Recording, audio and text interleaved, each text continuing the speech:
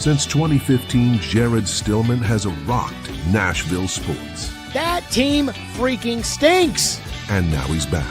The takes are hotter than ever. I mean, let's be honest, he just can't coach. Welcome to Stillman and Company. Stillman and Company, right here on the 440 Sports Network. We are presented by Hiller Plumbing, Heating, Cooling, and Electrical, and we are on YouTube at Stillman and Co. So be sure to like and subscribe. We know that we love it when you all like and subscribe on the program today. Okay, I am very, very excited about today's show. And here's what I'll say.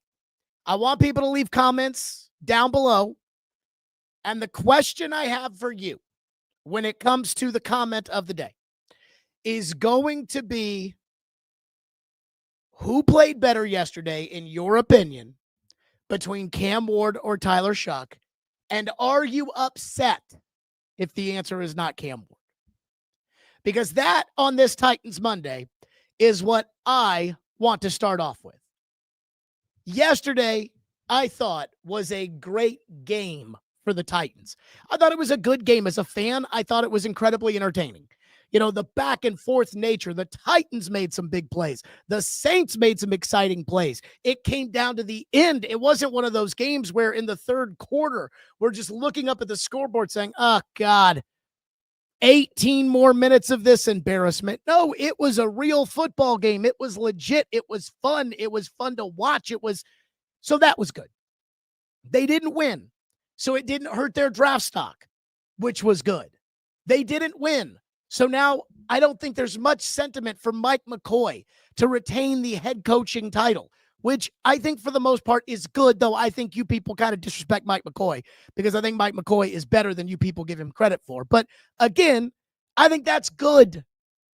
Cam made some good plays yesterday. I think that's good. Jeffrey Simmons got a 10-sack season, which I had been yelling and screaming and saying, oh my God, Jeffrey Simmons, if you're going to talk all this shit and you're going to tell everybody how good you are, you need to have a 10-sack season. He had a 10-sack season. Good for him. I actually think that's, again, a good thing. So, for the most part, I thought yesterday was a good game for the Tennessee Titans. Now, as far as Cam is concerned, I am starting to struggle with this conversation. And I will explain what I mean by this when I say I am starting to struggle with this Cam Ward discussion and what I feel like I'm seeing when I watch the games on Sundays. Yesterday was a perfect example of who Cam Ward is. I thought it was the perfect encapsulation of what his strengths are, what his weaknesses are, what his limitations are, and what just makes people want to believe that he is special. It showed where he has to get better, regardless of the changes that have to be made around Cam Ward. So when it comes to yesterday, I want to start by decoupling Cam Ward from the Titans.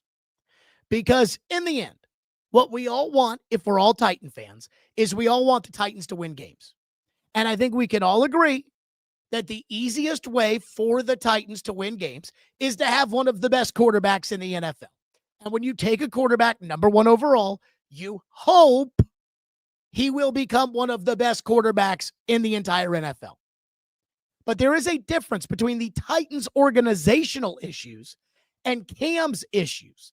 And oftentimes I feel like a strong portion of this fan base wants to just blame one, but not the other. They just want to blame the organizational issues and not acknowledge what Cam either has to get better at or what Cam's not going to get better at and what Cam's not going to be. Yesterday, Cam Ward had a QBR. We've talked about QBR many a time this year. QBR is the all-encompassing ESPN-created stat that basically is like a test. It's out of 100, and how you played as the quarterback is what determines your QBR. ESPN tried to come up with a formula to say, okay, this is how we value the quarterback. Cam Ward had a QBR yesterday of 53.2, which is much better than his season average of 32.2, and is actually much better than it's been in recent games.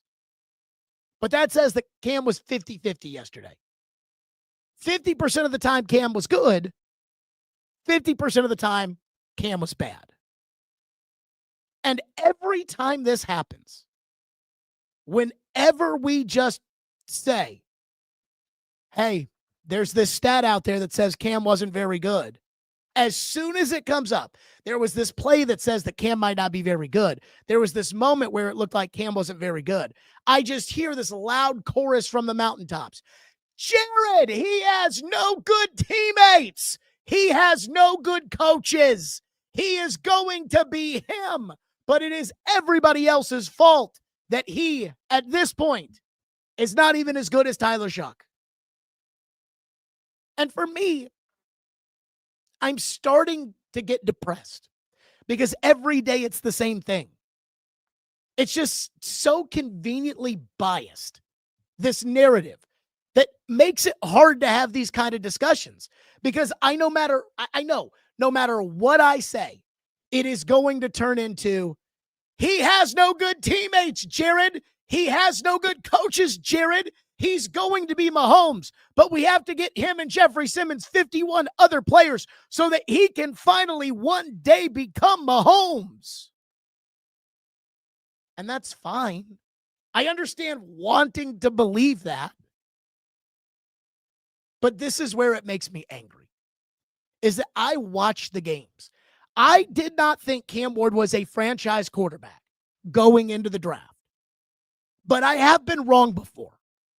And I am totally open to being wrong. And I am totally open to admitting being wrong. And there's still a chance, even though I don't necessarily see it week in and week out, that Cam can become that guy. I didn't think Lamar Jackson after his first year. Do you guys remember that playoff game Lamar Jackson had against the Chargers? I mean, I thought after that, I was like, Lamar Jackson is toast. That guy is going to be a bum. And he's a two-time league MVP. So make no mistake about it. I mean, I've been wrong before. I want to be wrong. This is my team. I'm a season ticket holder. But I'm like, I feel like sometimes we can't watch the games. Everybody always tells me on Twitter, they cherry pick stats and they tell me, in the last 6 games, Cam has been XYZ. Or they'll take the good plays. And Cam had good plays yesterday. Again, he had a 50-50 game. 50% of the time he was very good. 50% of the time he was very bad. But they take the good plays and they put him up on Twitter and they're like, oh my God, look at Cam Ward. Oh my God, he's just so good. I can't help it. And then I'm like, well, what about the bad ones? Because he has just as many bad plays in a game as he has good plays. And to me, Cam both yesterday and overall showed us he's got 2 separate issues that have got to be corrected. The first issue is ball placement.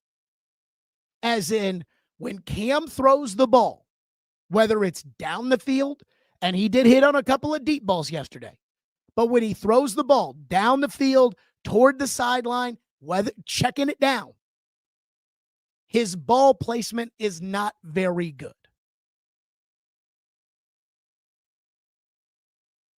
The other issue is ball security. Now, one of those issues I think can be coached, and I expect it to be coached. And that's why you don't hear me talk too much about ball security when it comes to Cam Ward. I know.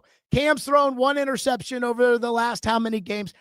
I mean, he had 5 turnover-worthy plays, according to PFF yesterday. He had 2 passes that hit Alontae Taylor in the hands. Cam threw like 3 interceptable passes. He fumbled twice, including 1 for a touchdown. But I think they can coach that out of him. And I think he'll learn. Now, I don't want to make too many assumptions about something that somebody hasn't done yet, but I am going to say the ball security issues surrounding Cam Ward, I think, are fixable. And so I expect it to be fixable. I'm not sitting here complaining. about the fumble yesterday that Chase Young took and just ran into the end zone. I mean, I thought what happened at the end of the game is kind of embarrassing and probably beneath him, and he could have done better. But again, I'm not. The other issue is ball placement. And let me just say, that is a problem. And it can improve, like it improved for Josh Allen, but it's not likely to improve. Accuracy is also not something that develops from bad to good. It usually goes from good to refined. Again, Blake Bortles was the top quarterback in his class. He was big, he was athletic, he was successful in college, he worked really hard, and he could never be accurate. Kyler Murray has never learned to become Drew Brees passing the football. And that's the one where I'm like, if we're being honest, rarely do you see a quarterback learn how to become accurate once they're in the NFL. Are there ways around that? Kind of. Cam can learn his own limitations, as in what passes he consistently is not accurate with, and then can say, well, I'm not going to throw that pass. But generally, you want Cam to be able to go attempt every throw. The coaching staff can learn what not to call because they can say, well, Cam doesn't really make that throw very well. The same way that we know Marcus Mariota doesn't make throws outside the numbers down the field very well. But as far as having a coach come in here and teach Cam how to consistently put the ball where it's supposed to go, I don't know if there's really a pitching coach out there in Major League Baseball who can convince guys or can teach guys how to throw strikes. You know the guys I'm talking about, the guys who can't throw strikes. And so if you have to take basic throws out of the playbook because you can't count on Cam to make those throws, then the only way to win with Cam as your quarterback is to do what Jacksonville did for Blake Bortles. Have the best fucking defense in the NFL, get him 2 receivers, draft Leonard Fournette at running back, and basically have everybody carry Blake to the AFC title game. But if that's the case, you can go get Mac Jones and you can get those results. You don't need the first overall pick. And yesterday, I thought all of that was on full display. Cam had some highlight reel plays, but he also had some boneheaded plays. And they can work out some of the boneheaded plays. But what's really hard to work out is a quarterback who just simply can't put the ball where it's supposed to go and does not have elite physical traits to overcome that. Vince Young was never going to become an accurate passer in the NFL.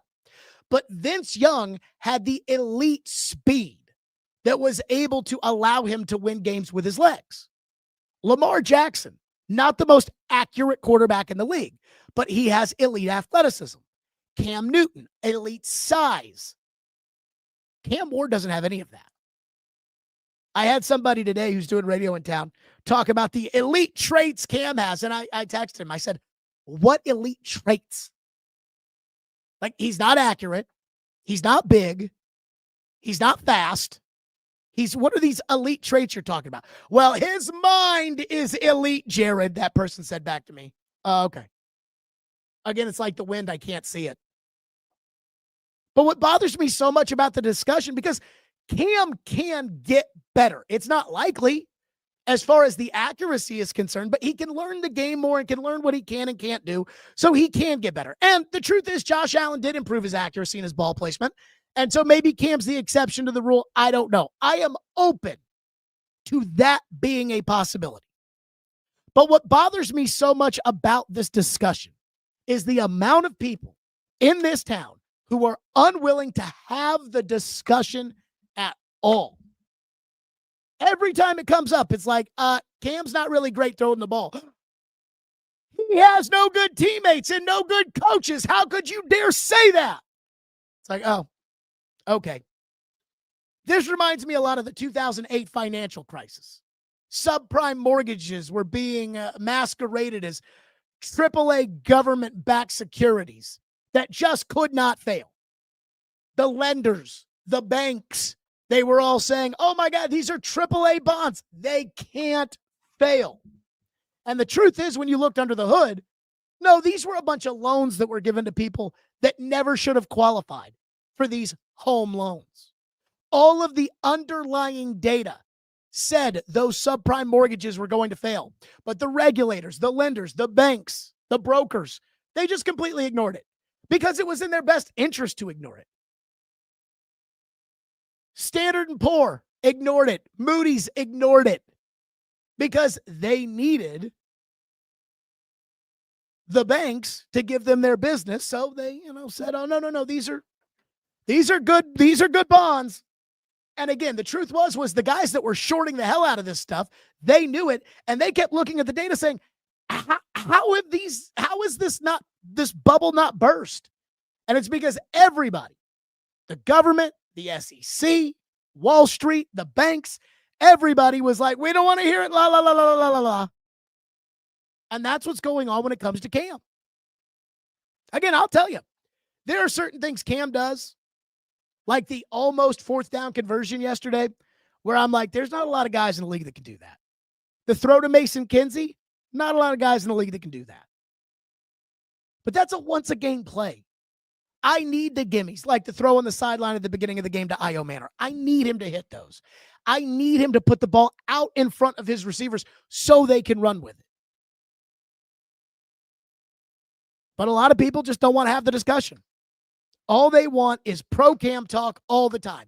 And anything that might be a negative stat regarding Cam, a negative play regarding Cam, a negative reality regarding Cam, a negative narrative regarding Cam always turns into, no, Jared, I don't want to hear it. He's got bad coaches and bad teammates. The fact that Tyler Shough, and I mean this with all due respect, but the fact that Tyler Shough came into Nissan Stadium and put on a clinic when it came to ball placement is tough for me to accept. Because Tyler Shough isn't supposed to be as good as the number one overall pick in the draft. And it shouldn't be that far apart as far as accuracy is concerned. Again, the second I bring that up, the second somebody says, hey, Tyler Shough completely outplayed Cam Ward, is the second somebody will say, oh, no, no. They had Chris Olave. We don't have the great Chris Olave. Again, the goalpost moves. Every time the Titans play somebody, it's, we don't have Jerry Jeudy. Soon they're going to play the Steelers, and someone's going to say, we don't have Scotty Miller on our team. But for right now, I get sick and tired because every time I point out something obvious, like, Cam probably should have hit that ball on the sideline. Cam had a couple of good throws, but Cam had some really bad throws. Everybody on Twitter gets all mad and they're like, you're just bashing Cam. That's it. But I have Cam anxiety, or what I'll call Camxiety. This feeling that every week Cam Ward does something that just hooks you people in and gets you so excited. But then he constantly does things that NFL quarterbacks can't and shouldn't do. Not guys that you drafted number one overall and you are expecting at some point to carry a franchise. I was worried about this before the draft, and I'm still worried about it now. I'm worried that Cam as a prospect is closer to Will Levis in terms of talent than he was to your traditional number one quarterback, Andrew Luck, Trevor Lawrence, Caleb Williams. And I'm worried that as a quarterback in the hierarchy of the league, that he's more like Kyler Murray or Tua than he is like Joe Burrow or Drake May. But every time I bring something like that up, you people get all mad Oh my God, Jared, you're such a hater. You suck. We hate you. We love Cam. And it's the same people that were like, let Rand cook. He fleeced Howie Roseman with a 5th and a 6th round pick for Kevin Byard. By the way, congratulations to Kevin Byard, who's back in the Pro Bowl. Do I think Cam Ward needs better coaching? Yeah, I think Cam Ward needs better coaching.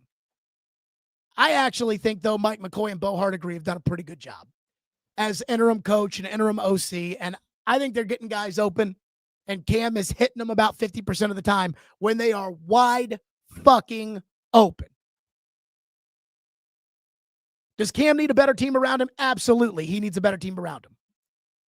But I'm just so frustrated with the amount of people who are just willfully ignorant when it comes to what Cam's biggest problem is, which is accuracy, which is one of the hardest things to change about a quarterback. The only thing I think that's harder to change for a quarterback is size. Cam can't get any taller. So that's the first thing. Number two, when it comes to the PFF grades, we got to talk about this. First, though, I want to tell you guys about our presenting sponsor. That is Hiller Plumbing, Heating, Cooling, and Electrical. I love Hiller. They've taken great care of my home for years, and they can do the exact same for you. Hiller has been in business since 1990. They are family-owned and operated with 100% satisfaction of happy you'll be or the service is free. If a customer is not pleased with the work performed, Hiller will make it right. Learn more at happyhiller.com with professional, experienced, trustworthy technicians that come into your home and leave it clean and better than they found it. I know this because I've used Hiller at my home for years. For like 8 years, I've used Hiller. That's how much I love them. Care is their core value, and they believe that when they care about others, everybody wins. And they will take care of the customer on every job, every time. Again, I know that because I use Hiller at my home. That's Hiller Plumbing, Heating, Cooling, and Electrical, proud sponsor of the National Predators, the Vanderbilt Commodores, and the Tennessee Volunteers. That's Hiller. Call the Happy Face Truck today. Okay, topic number 2. The PFF grades are out as far as the Titans and the Saints, and PFF says it was not close yesterday between Cam Ward and Tyler Shough, the first overall pick and the 40th overall pick. According to PFF, Cam Ward had a grade of 46.2. Tyler Shough had a grade of 76.6. That is a difference of 30 points. Cam Ward had a passing grade of 47.6. Tyler Shough had a passing grade of 80.4. That is, again, a 33-point difference. Cam Ward had 2 big-time throws yesterday, according to PFF, not according to me. Cam Ward had 2 big-time throws. Tyler Shough had 3. And this is the clincher. Tyler Shough had 1 turnover-worthy play. I'm going to assume it was the play early in the game when Simmons shot through the gap and they knocked the ball loose. And ultimately, the Saints ended up recovering. But at first, people thought the Titans had recovered because Tyler Shough fumbled the ball. Cam Ward had 5 turnover-worthy plays yesterday. 5. And not only that, Cam had a lot more time to throw. Because I did look at the offensive lines. Cam Ward's offensive line posted a grade of 68.63 on average of the 5 starters. Tyler Shough's offensive line had an average grade of 54.14. Now, J.C. Latham was not very good yesterday, according to PFF, but he was responsible for 1 sack. You know, that's it. The offensive line yesterday, and I know people for years, the offensive line. I actually think the Titans' offensive line is playing pretty well right now. The Titans' offensive line, according to PFF, was responsible for exactly 1 sack yesterday. 1. Cam Ward got sacked 4 times. That means on 3 separate occasions, the sack, according to PFF, belonged to Cam. Tyler Shough's offensive line, on 31 dropbacks, allowed 15 pressures. Cam's offensive line, on 46 dropbacks allowed 16 pressures. So PFF says, not Jared, not some hater, not Saints.com, PFF said that Cam had the much better offensive line yesterday. PFF says that Tyler Shough was far and away better than Cam Ward yesterday. Cam Ward had 4.01 seconds to throw. Tyler Shough had 2.63. And Tyler Shough outplayed Cam Ward. And at some point, when it comes to Tyler Shough, and it comes to I almost said Will Levis, and it comes to Cam Ward, at some point, doesn't Cam Ward need to start outplaying the guys that he's going against, these rookie quarterbacks?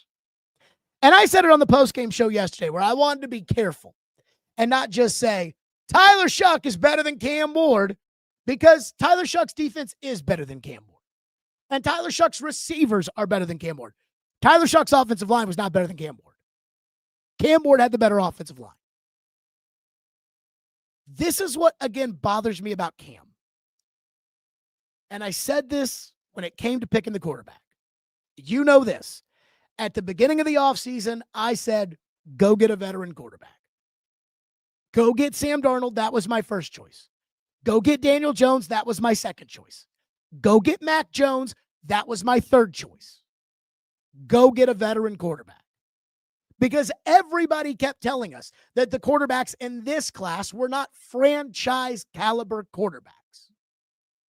So I said, just go get a guy who can bridge you until there's a quarterback there for the taking. And yet, at the same time, the Titans said, no, we're going to take Cam Ward. And people were saying, well, they have to take a quarterback, Jared, and he's the best quarterback in this class. Well, number one, I'm not sure he is the best quarterback in this class, because he plays the other quarterbacks in this class, and the other quarterbacks outplay him. And Tyler Shough yesterday, by every single metric, outplayed Cam Ward. But secondly, I said you don't need to compare Cam Ward to this class of Shedeur Sanders, Jackson Dart, Tyler Shough. You don't need to compare him to this class. You need to compare him to C.J. Stroud. You need to compare him to Trevor Lawrence. You need to compare him to the other quarterbacks you're going to play. Because every week next year, it won't matter that Cam was the best quarterback in his class. It will matter that Cam is playing another quarterback, and is Cam as good as that quarterback? Yet, nope, had to take a quarterback. And the Titans let Cam's attitude be the reason they took him. Well, he worked so hard. He's so determined. That's great. Intangibles are important. So are tangibles. So is size. So is ability. So is accuracy. So is the things, again, when we look at Drake May, and I like Drake May, and I love Drake May's wife on Bakemas. But when you look at Drake May is big. Drake May has a strong arm. Drake May is athletic. Drake May is accurate. Drake May has all the measurables. That's the difference. There's a lot of guys who work really, really, really hard. And in the end, they're just not good enough. And when Tyler Shough, who I watched play college football at Louisville and thought this guy might be a backup, and I apologize to Tyler Shough for that, because he is better than that.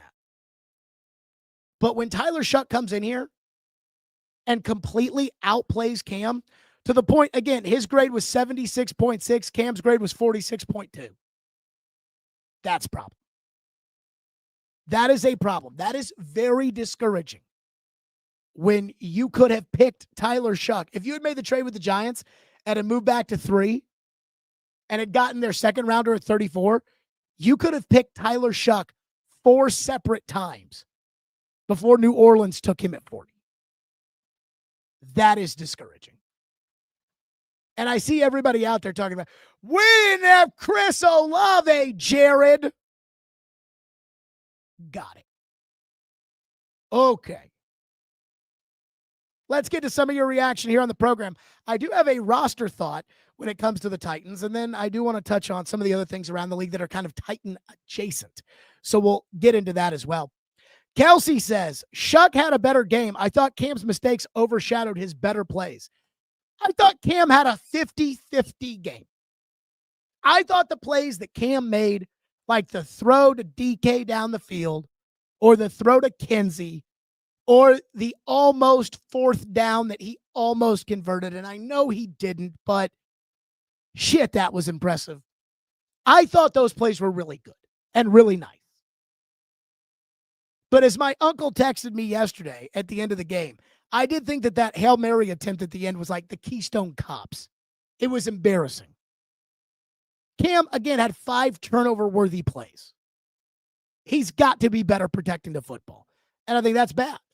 I think the throw in which he missed to Io Manor, I think that an NFL quarterback cannot miss that throw consistently. So I, again, thought it was 50-50, which is why his QBR was, 52? And his PFF grade was 47. 50-50. But when I draft a guy number 1 overall, I want a little bit better than 50-50. One person says, Cam is repeating bad throws. Yeah, I mean, again, this is the problem with Cam's accuracy. Because Cam is all arm, you guys watch baseball enough. You guys know the kind of players I'm talking about. Third baseman charging in on the bunt. He bare hands the ball. He goes sidearm, and he fires it over to first. I mean, that guy's not going to be accurate throwing that baseball 100% of the time. Sometimes that ball is going to go into the 5th row. Ground ball hit to third. Third baseman can set his feet, throw the ball to first 100% of the time. In the major leagues, that is expected to be made. Cam never sets his feet. So every now and then you'll get that great play where David Wright charges the ball, bare hand, fires to first, and it hits the first baseman in the mid and get the guy out at first. But that happens 20% of the time. Caleb Williams threw a deep ball yesterday that was 45 yards while being pressured down the field, and it hit the receiver right in the hands in the end zone. It was a thing of beauty. Just beauty. And somebody said, Cam Ward can make that throw. And I said, 20% of the time, Cam Ward can make that throw. The other 80% of the time, he can't. We need to close that gap.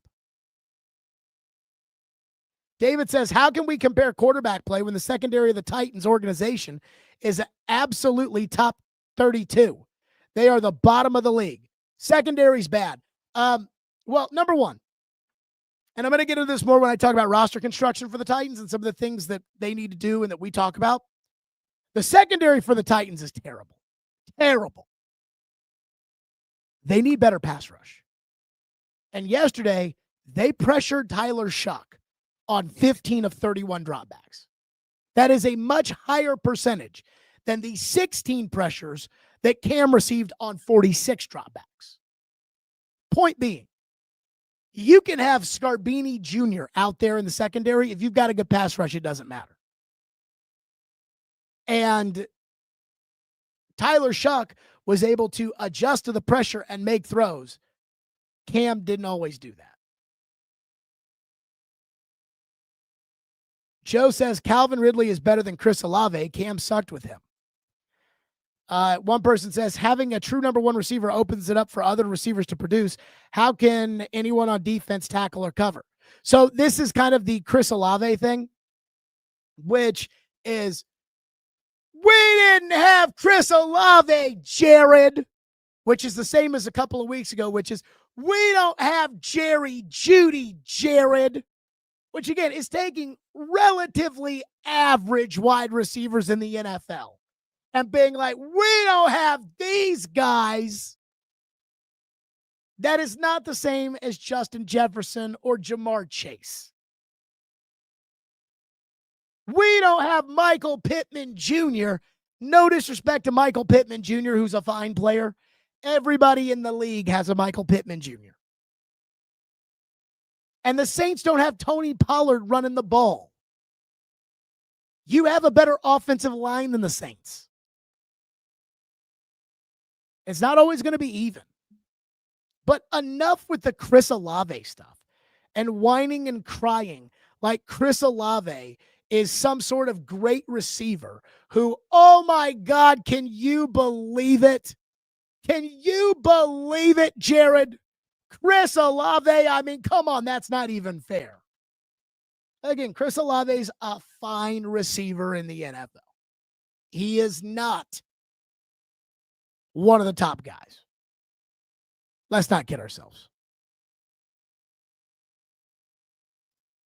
Jonah says Cam is mid and might be ass at quarterback. I'm not sold on a 3-13 pass first quarterback. You know, I am. It's so funny. Like, it's so different on here than it is on Twitter. Because on Twitter, it's like, how dare anybody ever say anything bad about Cam Ward? Fuck you. And here it's like, yeah, Jared, I'm with you. I'm not sure Cam Ward's all that good. It's just very different. Brett says, I know people hate to hear this, but I do wonder if Will Levis is better than we think. Feels like the Titans' quarterback development is similar to that of the Jets. I think that Will Levis is a more accurate passer than Cam. I think Cam is probably a better ball player than Will Levis. Like that when it really, when it becomes nut cutting time, Cam Ward, I think, rises up a little bit. Although, again, yesterday he had a couple of opportunities for a fourth quarter comeback and a game-winning drive, and he didn't really give it to you, whereas Tyler Shough did. But Levis seems to always kind of tighten up in those moments. So I can make an argument for or against. I think probably they're pretty similar, to be honest. And Cam just has protected status because he was taken number 1 overall, and Levis was taken in the second round. I do love, Dave says, slow Justin Fields. If Justin Fields doesn't have his speed, he doesn't have anything. Justin Fields fucking stinks. I won't go that far. Jonah says Drake May is him. I do agree. Alex says Cam is trending in the right direction. He's working hard. Unscripted Cam is really good. But will the routine throws ever become routine? They could. They're probably not going to. That's the problem.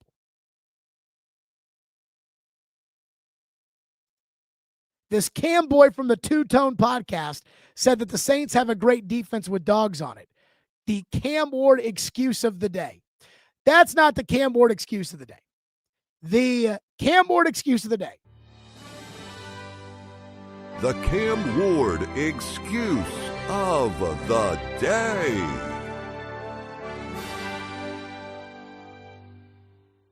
The Cam Ward excuse of the day today is the Chris Olave stuff. We didn't have Chris Olave. That is the Cam Ward excuse of the day. Again, like, pick up more generic number 2 receiver in the NFL. Oh, it's not like when the Titans used to play back in the day. And it was like, man, if they had Jimmy Smith from the Jags or Marvin Harrison from the Colts. I never sat there and watched them play the Bengals and thought, man, if we just had TJ Hushmanzada on our team, imagine what we could do. Whitty says the Jared Stillman, my opinion, is better take of the day. Hey, Whitty, get your team to win some fucking football games, and then we can discuss it. I kept telling you, Rand Carthon is a dope. You guys kept saying, no, he's not, Jared. He's smart. You're just a hater. Yeah, every decision Rand made was a bad one. Every one of them. And we're about to get to Malik Willis, and that was a bad one. I told you guys, Brian Callahan's Pee-wee program was bullshit. No, Jared, this is developing accountability. I told you don't draft Cam Ward. No, Jared. I told you don't draft J.C. Latham. No, Jared. Bill Callahan. He says that he can do it. I told you don't draft the fucking guard with the 11th overall pick. But, oh, no. Here you go. Jared, you're a hater. Yes, I hate the sucking. I'm ready for the Titans to get good again. I am sick and tired of this bull crap every week. Yes, I am tired of it. I hate that. Put me down as a hater. Unbelievable. So I do actually want to talk, if I may, about a guy I've been very critical of. And that is Shough, who had a 43-yard grown man touchdown yesterday. Cam on 4th and 1. Excellent play call from Bo Hardigree. Cam, excellent fake. Sets it up perfectly so that Chig is all by himself. And I have not, in the past, been a Chig fan. Because when given opportunities to be a number one tight end in the NFL, 2023, 2024, Shough did nothing. He dropped the ball. He would make a great play once every couple of games, and then he would disappear. Shough is the Titans' number one receiver this year. That's just a fact. Chig yesterday had 3 catches for 55 yards.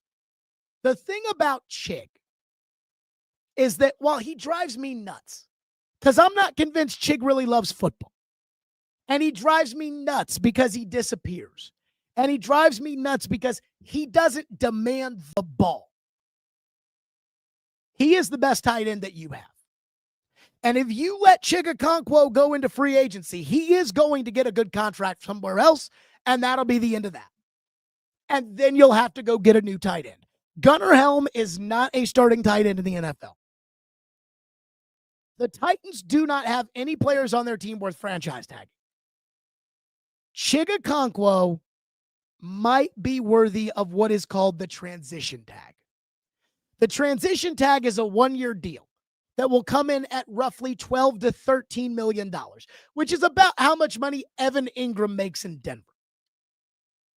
And while that might be a little bit of an overpay for Chig, that's how free agency works. The difference is that Chig has to earn that money every week on the transition tag, as opposed to you giving him a fat signing bonus, him going off to Cabo and hanging out on the beach. The second thing is I don't really trust Chig. So if I were to give Chig a 3-year deal and 2 of them were guaranteed, I don't know that Shough wouldn't just go vanish off into witness protection the way that he was in witness protection in 23 and 24. But the truth is Shough plays a position where you do not have a replacement for him. He can run, which not a lot of other guys on this team can do. And by giving him the transition tag, you're basically giving him $12 to $13 million if he accepts it. The other option is he goes out and gets a contract from somebody else, and then you can look over the contract and you can decide if you want to match it or not. Now, you don't get anything in return if you don't match it, but you do have the opportunity to match. You only get one tag, the transition tag or the franchise tag. I think I would use the transition tag on Shough.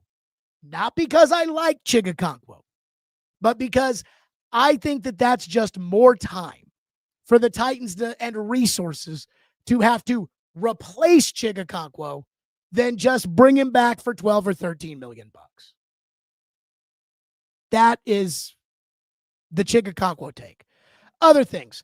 I know you guys don't want to say this because you want the offensive line to be this huge excuse for Cam Ward to say, oh, God, this line sucks. But it doesn't. The offensive line is much better. Mike McCoy deserves a lot of credit for how this offensive line has improved. And not only has the line improved over the course of the year, they've improved without Bill Callahan. And I think a lot of that is the fact that guys have been healthy. They've played together now. It's a cohesive unit. And because of that, if I'm the Titans, I'd be having a conversation with Kevin Zeitler. I'd be trying to resign him. Because, again, I don't want to replace my right guard. Now, he may retire. This might have been like, hey, 1 year, $9 million. I'm going to get $9 million right off into the sunset. Maybe he does want to go somewhere where he can win. I don't know. But I would bring Zeitler back at guard. Now, I would release Cushenberry and get another center because every time he's gotten hurt, Brunskill last year, Levin this year, they're just as good, if not better than Cushenberry. He sucks. So I'd go get a new center. But Dan Moore, Skoronski on the left side. And I probably would extend Skoronski. Latham, I know he's not playing great, but I'm not replacing the right tackle. Latham and Zeitler on the right side. Get a new center. You'll enter next season with a cohesive offensive line that is played together and knows each other, and that is as good as gold. So when it comes to the offensive line, I think I want Kevin Zeitler back. And the other thing, a lot's going to be made about just how horrendous, just how awful the secondary was yesterday, and it was. I mean, a bunch of no-name players. When Jalen Armour Davis is out, and it's like, oh, God, what are they going to do without Jalen Armour Davis? That's when you know. I mean, these are not NFL players that are out there for the Titans. But I'm not so worried about replacing guys in the secondary as much as I am about getting a pass rush. Pass rush first. When it comes to big free agent money, pass rush. When it comes to high-end draft picks, pass rush. I do not want a first or second round corner because in today's NFL, I don't think corner matters. Pass rush. How are the Colts doing now that they've acquired Sauce Gardner? Pass rush. So that's my thought on the roster construction. Let's talk about Malik Willis. And let's talk about the performance that Malik Willis had on Saturday night. Holy shit. How crazy is it that there was a game on Saturday night and Derrick Henry ran for 200 yards and 4 touchdowns, and the former Titan that everybody was talking about was Malik Willis? And I would like to take a victory lap if I could, because before the 2024 season, I said they're not going to get rid of Malik Willis. Malik Willis has improved. And there are not 52 guys better than Malik Willis on this team. So there's no way that they're just going to cut him for nothing. And he'll be the third quarterback. And then the Titans turned around, traded him to Green Bay for a bag of footballs. He went to Green Bay and immediately played better than he had ever played for the Tennessee Titans. And I felt that pain on Saturday night too. It's one thing to watch Derrick Henry go out there and do his Derrick Henry thing. But it wasn't like we didn't think it was possible. Even though a lot of you guys thought Derrick Henry was long in the tooth, it's not like we thought it was impossible for Derrick Henry to go out there and do Derrick Henry things. I think we all thought that was very possible. For Malik Willis to throw for 288 in a game and to rush for another 50 and to account for 3 touchdowns, that is not something I saw when Malik Willis was quarterback of the Titans at Kansas City on Sunday Night Football and could not complete a pass. It's a totally different guy. And it hurt to watch Malik Willis out there on the field because he looked like a legit, capable NFL quarterback. And I know how it feels to have watched the Malik Willis that we watched and then watch that Malik Willis. But I think the unfair part is that the indictment of Malik's success, in my opinion, isn't about the Titans anymore. Because the people that made the decisions on Malik Willis are no longer here. What Malik Willis is doing in Green Bay is an indictment on Mike Vrabel, who did nothing to help develop Malik Willis.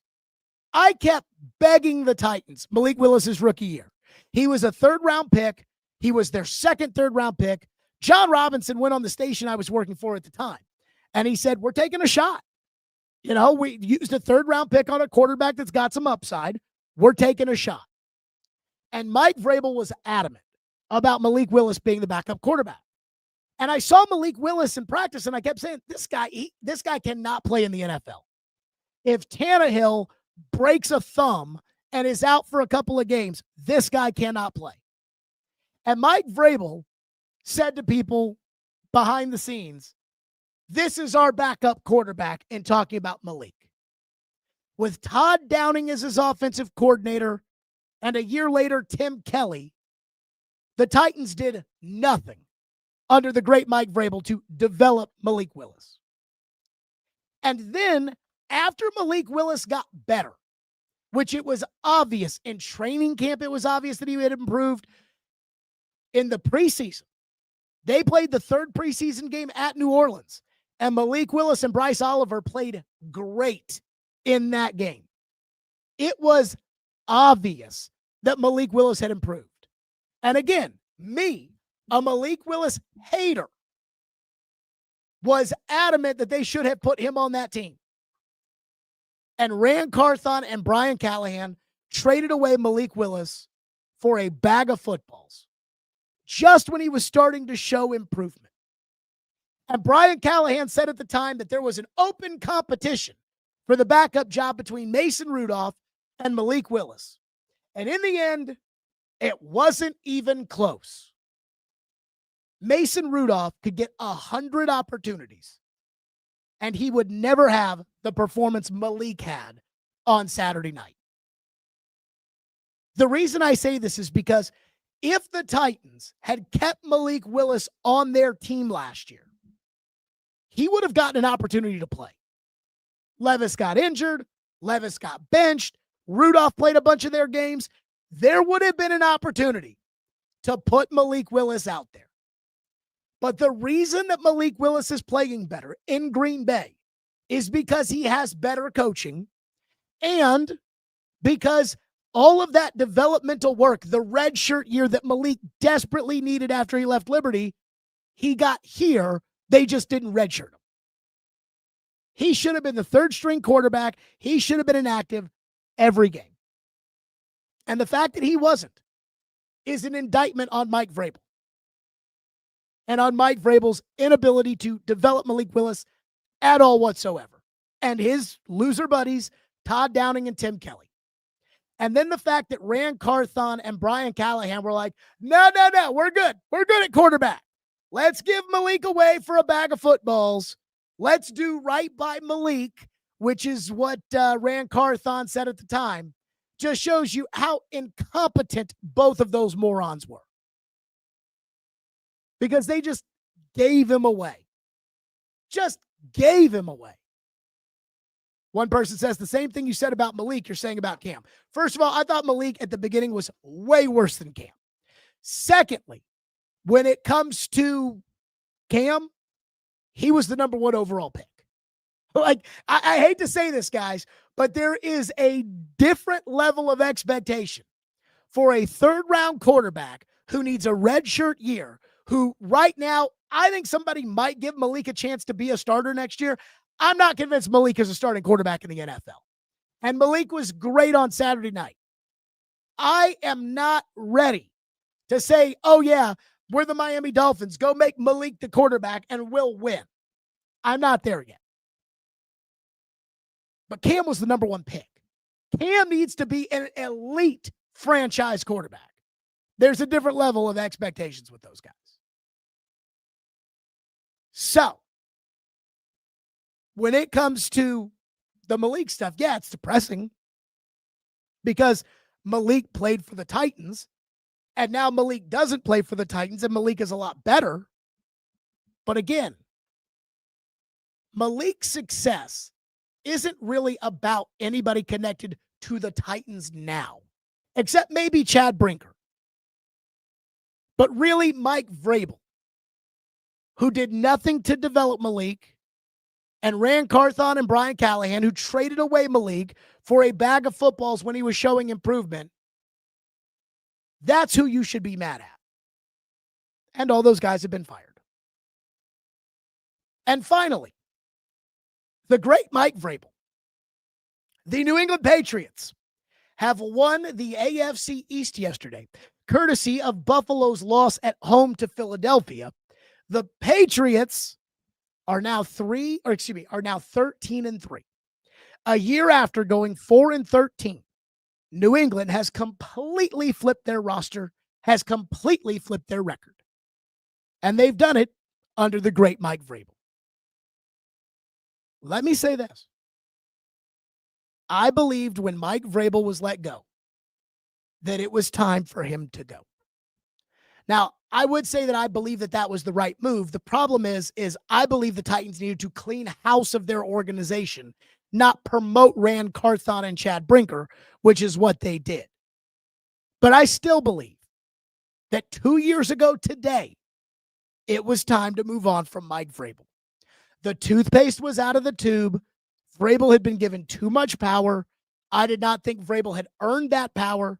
I have always thought Vrabel is a good coach, but I thought that a lot of Vrabel's problems, his coaching staff and his hires, and the way that he would latch on thinking, I can coach up Andre Dillard, and the way that he would throw other people under the bus had reached a breaking point. I thought it was time for him to go. And New England has played nobody this year. And Drake May is great. And Drake May's talent was there before Mike Vrabel showed up. And while Mike Vrabel does deserve credit because he hasn't fucked up Drake May, I think it is worth at least pointing out, do you think he'd be getting this out of Will Levis? And then there's the Josh McDaniels, Robert Kraft element of this. Vrabel has Todd Downing there, but not as the offensive coordinator. He's the receivers coach. Vrabel has Jason Hodeling there, but not as the offensive line coach. He's the assistant offensive line coach to Doug Marrone, who is a real offensive line coach. But I'm not going to take anything away from Vrabel, because at the end of the day, the New England Patriots were 4-13. And Mike Vrabel showed up, and they are 13-3. They are going to host a home playoff game. They are in a wide open AFC that will have one elite great quarterback in it, Josh Allen, with a team that is very, very sloppy in Buffalo. Houston has an elite defense and has won 8 in a row. But man, CJ Stroud can be careless with the football. Denver has a question mark at quarterback. Jacksonville is new to this with Liam Cohen and Trevor Lawrence. The Chargers have not won a playoff game with Justin Herbert as their quarterback. The truth is, the AFC is wide open, and Mike Vrabel could get to the Super Bowl this year. But I still think we need to keep in mind that Mike Vrabel has won the division twice before and is 0-2. Drake May is a better quarterback than Ryan Tannehill. And maybe that'll be enough for Mike Vrabel. Maybe we'll look back on this and say, oh my God, in the end, it was the worst decision they ever made. I still go back to 2 years ago and think it was the right decision and think it was the right time. But with each win the Patriots pick up, it does make me think, maybe I was wrong. Maybe Vrabel was right. Maybe Amy Adams Strunk is such a bad owner that even if you have a great coach who can take a 4-win team and overnight transform them into a division champion winning 13 games, that the owner will screw it up. So I really don't have anything to knock Mike Vrabel for. If you're wondering, like, is Jared going to come out and make excuses? If I wanted to do that, I could. Like how Skip Bayless always tries to find something to say about LeBron, I could do that if I wanted to. I could talk about the fact that the Patriots' schedule was relatively easy this year. I could talk about the fact that Vrabel was really told, hey, man, Josh McDaniels and Elliott Wolf are going to remain because we don't trust you and your guys completely. But I'm not going to do that because I don't really believe that. I believe Mike Vrabel has done a fantastic job. And the only reason I wouldn't give Mike Vrabel Coach of the Year is because I would give it to Liam Cohen. And Kyle Shanahan, I think, has a very good case for Coach of the Year. And I think Kyle Shanahan is the best coach in the NFL. But it's hard not to watch Vrabel and to watch the success he's had in New England and not to think like, wow, maybe I did get it all wrong. Maybe it really was the great Mike Vrabel carrying the organization and everybody else was just getting in the way. And the more Mike Vrabel wins, the harder, in my opinion, it is to sit back and say, well, you know, Vrabel had worn out his welcome and Vrabel was too loyal to his buddies and Vrabel was, JR says they did a shitload of losing on his way out. I agree. But they had moron Ran Carthon as their general manager, drafting guards and running backs. Is that Vrabel's fault? One guy says Mike Vrabel finally has a great, talented quarterback with a solid team. That's different than Will Levis, Malik Willis, and a Ryan Tannehill that can't do anything when the pressure is on in the playoffs. Man, Ryan Tannehill was good at Baltimore. Give him at least credit with that. The other ones, I agree. But give me a break there. On the Malik Willis front, it is funny when it comes to people saying, Malik stunk when he was here, but he looks great where they have better coaching and personnel. Well, Malik got better at the end. You got to give Malik credit. Malik got better in last preseason, and we thought that was because Callahan was a good coach. But Amy sucks. Carthon wasn't the right guy to bring in to help after J-Rob. I don't blame Mike for being mad with people in the organization. You know what's so funny? This Ran Carthon. You know, I understand that I'm not right all the time. There's nobody who's right all the time, and even the stupidest people get it right every now and then. But like when it comes to competence, or when it comes to like what I've learned over the years works or doesn't work in the NFL, I see the Titans do things that I'm like, this has already been proven not to work. But this is different, Jared. And every time I feel like I'm just banging my head against the wall. And there is nothing that was more apparent than Ran Carthon's consistent inability that first year that he was working with Vrabel to do the job as a general manager. I don't even think if you were to sit down with Ran Carthon today and you were to ask him what a general manager's job is, I don't even think he would be able to tell you. I think if you were to ask Ran Carthon where things went wrong, he wouldn't be able to tell you because he's not smart enough. He's so stupid. He's not smart enough to know how bad he screwed up.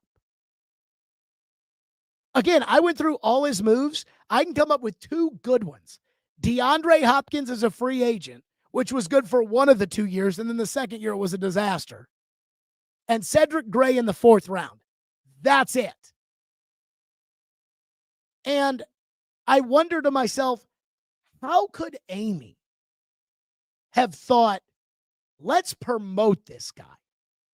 Let's fire Mike Vrabel and let's promote this clown to be the general manager with full roster autonomy.